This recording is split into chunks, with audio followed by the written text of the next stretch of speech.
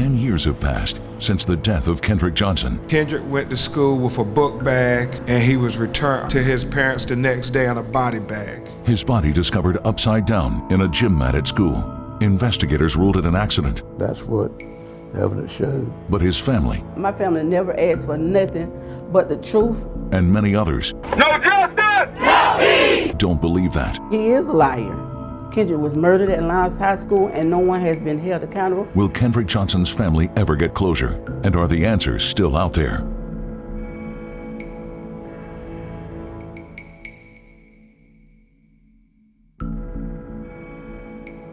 "17-year-old Kendrick Johnson still had his life in front of him.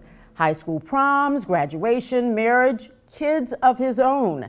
But 10 years ago today, some of his Lowndes High School classmates found his body inside a rolled-up gym mat. It wasn't until last year, 9 years later, that investigators released their final ruling, calling his death an accident. That may have ended it for law enforcement, but not for Kendrick's family and countless supporters. Well, after the ruling, I conducted an extended interview with Lowndes County Sheriff Ashley Polk. I wanted to hear firsthand why he's so sure Kendrick was not murdered. And I sat down one-on-one with Kendrick's mother, Jackie Johnson, to find out why she is convinced he was. He was in the mat. They found him there. It's, you know, did it seem possible to you that happened? No, it's not possible that he can fall into a mat. It's not even logical. No way that this could have happened. No. But they told you that, you know, so what did you do? What did you and your family do when they told you what was going on? And when they told us there, whatever you want to call it, we just began, in fight mode. We already know that this is a city that cover up stuff. It's a tragedy. It's a tragic thing what happened to son. You never want to outlive your children. And I hate it for Miss Johnson, Jackie Johnson. I mean, it's something that'll never go away, and there'll always be, no matter how much evidence on any case, there's always going to be a little bit of doubt what happened to my son. And I realize that. But all I can do is the best I can do from the evidence I've got. And that's what I put out here, and that's what the evidence showed. They said Kendrick didn't have no bruises, there were no marks on Kendrick. But when we seen him, my God, how can you even, state that on the news that he didn't have any bruises? First autopsy was GBI, and it said positional asphyxiation accident. Unsatisfied with the results of the investigation, the Johnson family ordered a second autopsy and hired an independent pathologist. Approximately 2 years later, he was exhumed, and it was a paid-for autopsy by Dr. Anderson out of Florida, who worked with the Orange County coroner's office at one time, I believe. I don't know. And he came back. There was blunt force trauma, I believe, to the neck. After the second autopsy, the U.S. Justice Department opened its own investigation into Kendrick's death. It also had an independent Department of Defense medical examiner to go through the physical evidence and both autopsies. In 2016, it ruled there was insufficient evidence to support criminal charges against anyone. What evidence is it that will make you feel better? The truth. Nothing but the truth. I don't want nothing, no extra, nothing. I just want the truth and the facts about what happened to Kendrick Johnson. And what you can't tell me is my son wasn't murdered, period. Lowndes County Sheriff Ashley Polk was not the sheriff when Kendrick Johnson died. He was elected as sheriff for a second time in 2016. Now, shortly after being elected, Polk asked the Justice Department for all of the materials in the case and did his own investigation. He closed the case a year ago, ruling Kendrick's death an accident. But where did things go so wrong between law enforcement and Kendrick's family? To understand that, we have to go back to the beginning. To the night of January 10th, when Kendrick was first reported missing, and the next day when his body was discovered. On January 10th of 2013, the lives of the Johnson family changed forever when Kendrick did not show up after school. It was the first day of school after the holiday break. Jackie Johnson contacted law enforcement to help her locate her missing son. She says she was not satisfied with how they handled the initial call. Instead of them, you know, looking for Kendrick, the first thing the officer would say was, he's probably out with some fast-tailed girl. And I was like, no, Kendrick knows that I don't play about school nights, period. The next day, January 11th, Kendrick's body was found in a rolled-up gym mat by a class of students. Not knowing if Kendrick was alive or dead, the coach turned the gym mat from its upright position to the ground. When he was discovered, the coach went away and brought it down because they didn't know if he was deceased at the time or just still breathing. Authorities alerted Kendrick's family, but when his mother went to the school, she was not happy with what she saw. When I was sitting out there at the schoolhouse, they never locked the school down. Kids were walking all past me. Kids was passing by me crying. And it's a shame that nothing was done as it should have been done. If this had been a black child at that school would have been locked down. The school was locked down, but only for a short time. Students were kept at school to be interviewed to see if there were witnesses. Eventually, investigators issued a statement saying there was a possible homicide at the school, but there were no indications of foul play. The question became, how did Kendrick get into the gym mat?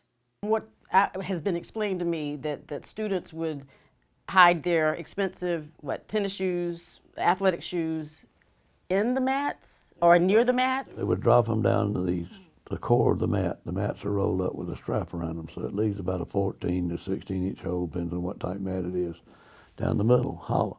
During the holiday break, several gym mats were assembled vertically in the corner of the gym. They were roughly 700 pounds each. Investigators came to believe that Kendrick Johnson reached down for his shoes and became trapped upside down and suffocated. But his mother never believed that. How can you walk on, it's about 5 bleachers about this high, and then the mat's about, you cannot even go over there and fall into a mat over there. Kendrick he was in the middle mat, so you had to lay down and slide down. You mean to tell me you're gonna slide and wiggle down in a mat when your shoulders are 17 and 19 inches wide and the mat was 14? It don't even make sense. If it had been an outside mat and he did that, he could have turned it over, but it's just by movement. You know, probably could have turned it over and it had gone horizontal. And he wouldn't have been in a position where you would suffocate, because positional asphyxiation is what it was. Police say no one saw Kendrick Johnson climb into the gym mat. And although there are several surveillance cameras in the school, not one was pointed at the area in question. Without that evidence, Kendrick's family developed their own theories. Well, I think my son was led in the gym, tricked in the gym, and he was ambushed, and he was beat. He was hit with the weight to get him down, where they continued to beat him until he was unconscious. And then they put him in that mat. And then they rolled him up in that mat. Investigators have never been able to prove that theory either. But here we are, 10 years later, and Kendrick supporters still believe it. For the past week, Kendrick's family and friends have been celebrating what they call Kendricks Angelversary. There were several events held in Kendrick's honor, and as WALB News 10's Mackenzie Petrie reports, many say they owe it to Kendrick to find out what really happened to him.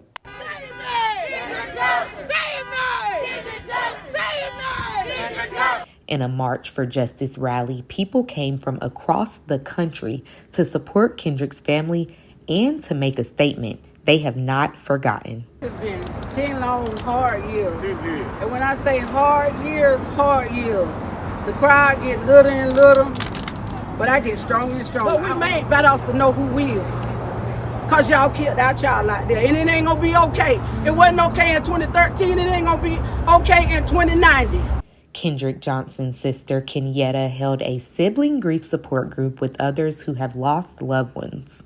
I just thank you for doing this. I came all the way from Atlanta to support. I need to be here. I need to get it out because I feel like I'm holding so much anger. Talk to someone. If it's just, it don't matter who it is, just talk to somebody. It's better to get it out than hold it in. For many, the events weren't just about giving support. Many need to receive it. Our children deserve protection. Our children deserve justice, and they deserve to be recognized as valuable citizens. Could have been any one of our children. As long as they are fighting this, and I've got air in my lungs, I'm right there with them. The Johnson family thanks those who support them. They say they're not fearful and they're not going to back down. Mackenzie Petrie, WALB, your hometown news source. Race and mistrust have been at the heart of the Kendrick Johnson case from the beginning. After the break, the fallout after Lowndes County Sheriff Ashley Paulk closed the case last year. He is a liar. He told plenty of lies in that 16-page document. I live by my word. I'll die before I tell a lie. The mistrust led to multiple lawsuits. We'll tell you what legal action has been taken and might still lie ahead.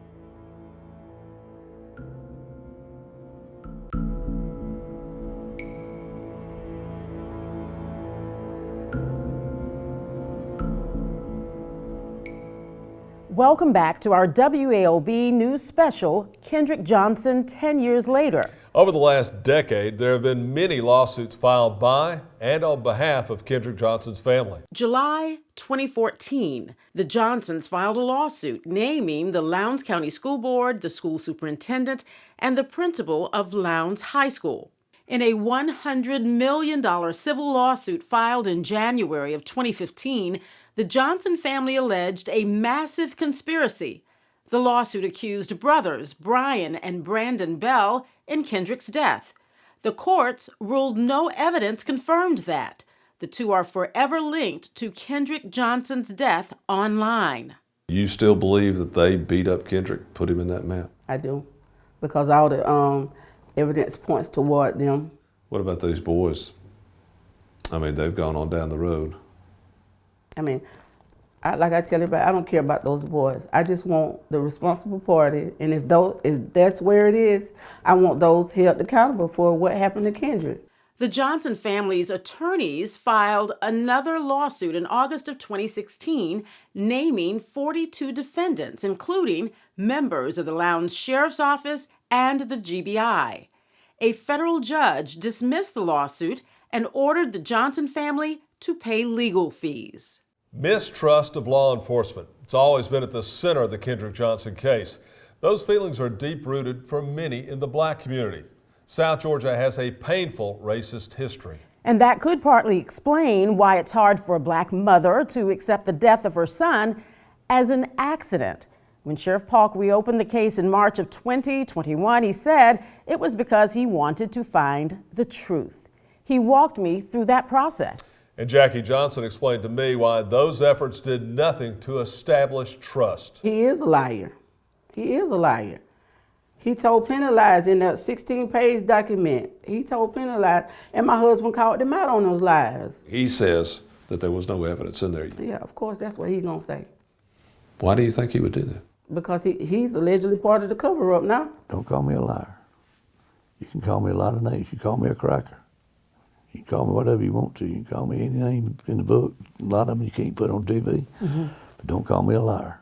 The Lowndes County Sheriff's Office closed the case in January of last year after a second investigation. Paulk says he personally went through 17 boxes of evidence. He says he spent a year going through all those papers and everything. Yeah, it was almost like 7 or 8 months, but there's no way. You got all these other cases going on. You took a whole year just to, no. You can't put officers that were on the case that helped cover it up. You can't put them back on the case. You think they're gonna uncover what they covered up and allegedly be prosecuted? They feel like I'm not doing my job. They feel like there's cover-ups and everything else, and that's their prerogative. That comes from my job. They said the case was the 17 boxes were being shipped to here, but then he took it down. It was 15 boxes. Then he said it wasn't, but allegedly 14 boxes. After reviewing the evidence, the Lowndes County Sheriff's Office determined there was no evidence indicating someone else was involved with Kendrick's death. Sheriff Paulk was so confident in the ruling, he offered $500,000 of his own money as a reward for evidence that found Kendrick's killer. Are you also hopeful that somebody will walk through that door and tell you that, hey, I know something about this case and it's legitimate, and that would be the incentive, that reward? If it cost me $500,000, it wouldn't bother me one bit. If it takes that to get somebody to tell me something that I don't know or I didn't see in those files, it's worth it. It's worth it to me. I just felt like that was just a whole slap in the face, especially when this goes against what you just said. You said in your report, and on news, you was 100% sure this was a weird accident. Then come back 4 days later because my husband called you out on all your lies on national news, and then they put up a reward. You looking stupider than you already look. I don't tolerate it. You could throw boiling water on me and you won't make me as mad if you told me a lie. Mm-hmm. And I live by my word, and I've always done that. But I have so much confidence in my relationship with the community, any part of the community, African American or whatever else. I never want a gun. I don't wear a gun anywhere. I don't wear a gun because I tell new sheriffs, and I've been doing this is my 6th term, you can run a sheriff's office on 2 phrases, 3 words: common sense and compassion. We have spent a lot of time focused on the investigation into Kendrick Johnson's death and the fallout afterward. But after the break, we remember the person who was Kendrick Johnson. He's my son and I love him. You know, even after death, I'm gonna continue to love him. For the past decade, we have kept you updated on the Kendrick Johnson case, but we know little about who he was. Just ahead, more about his life and impact.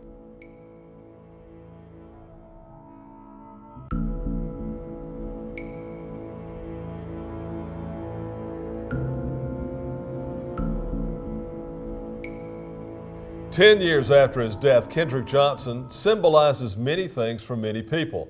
Teen tragedy for some, murder mystery for others. We've seen his picture countless times. We've heard all the theories and reports, but many likely still don't know. Who was Kendrick Johnson? WALB News 10's Alicia Lewis got the answer from those closest to him. Kendrick Johnson was many things to many people. Most described him to be a great friend, athlete, son, and sibling. The legacy he leaves continues to live on 10 years later. Johnson's family described Kendrick as a self-starter and motivator to all. He left behind a legacy of wanting to be the best and striving to perfection. And I believe that if you put your heart into any capacity towards a goal, that you'll actually reach it, and that's what he was about.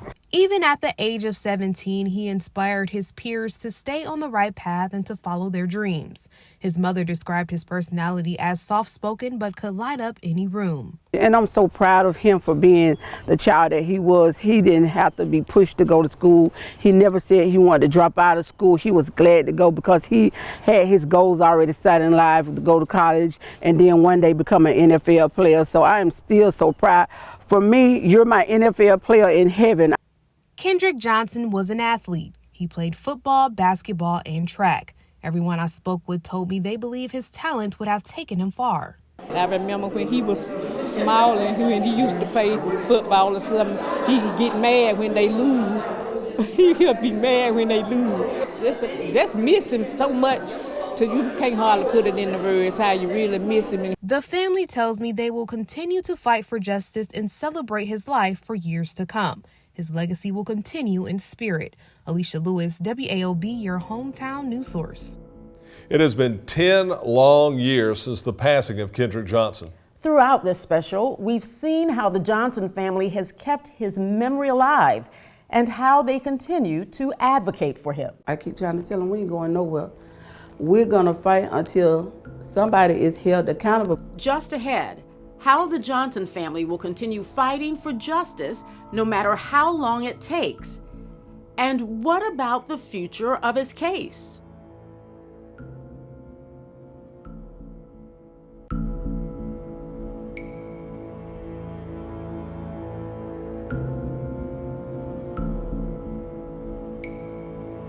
No matter what you believe about the Kendrick Johnson case, you have to respect why some people feel how they feel.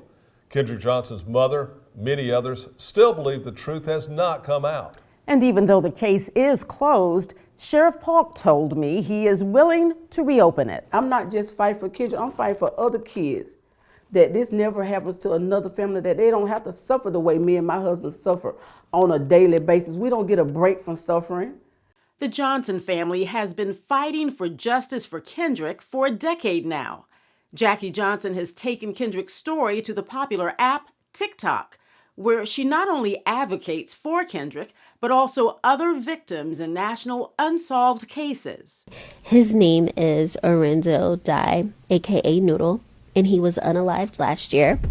Nowadays they just talk, but they talk about nothing. And I'm asking you, if you've seen her in the Houston, Texas area, please reach out to me, call the police, let them know. Johnson's TikTok account has amassed over 250,000 followers. Even though Kendrick's case is closed and has been ruled an accident, Sheriff Ashley Polk says that he would reopen the case if new evidence is uncovered. If they're in that lobby waiting on me right now to get through this interview, and they tell me they've got some viable evidence, I'm going to put them in the same chair you and I'm going to listen to the evidence. And if they give me some evidence that I feel like is viable and truthful, case is open. I'm going to look at it, without a doubt. For now, the Johnson family will continue to fight in Kendrick's memory. We're going to fight until somebody is held accountable, because there's no such thing as justice. Justice means my child being here with me. That's not going to happen. And that's not going to happen. So we'll never have justice. But what we have is accountability of what happened to Kendrick. Just because we come up with a conclusion doesn't mean we're always right. You never know. You don't ever quit. And like I say, no case is ever closed, in my opinion. I will fight them to the day I die about my child. And I always tell them, you killed the wrong child, but y'all got the right parents, because we're not going nowhere. The Kendrick Johnson case is one we've been covering from the start, and it's our promise to you to keep following any new developments. We thank you for watching this special half hour of WALB News 10.